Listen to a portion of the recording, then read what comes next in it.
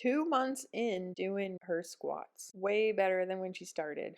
However, you can see that it's not still a straight line from the foot up to the knee, up to the hip.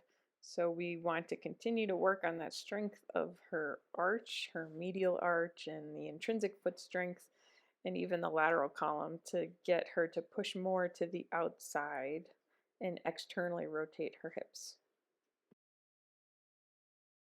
Part 2 of Rachel's homework was working on Johnny Twist, aka the corkscrew technique, to get full splay of the toes, especially her fifth toe, just to get straight. And she is able to get it straighter now for sure. She still requires that corkscrew technique to get it straight passively, but over time things are going to start stretching out and getting mobilized to where she's going to be able to splay those toes on her own. Third exercise, we had made this up for Rachel to be able to reach her pinky toe down to the ground, just to try dissociating it from everything else, to try to get its own strength and stability on the lateral side of the foot, to get that third point of our tripod on.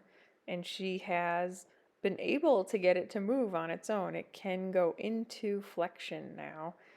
Now we need to be able to do it with the foot flat, which she's not able to do yet. She's kind of in like an assisted plantar flexion position. So the next part of her homework is to do it from a flat foot.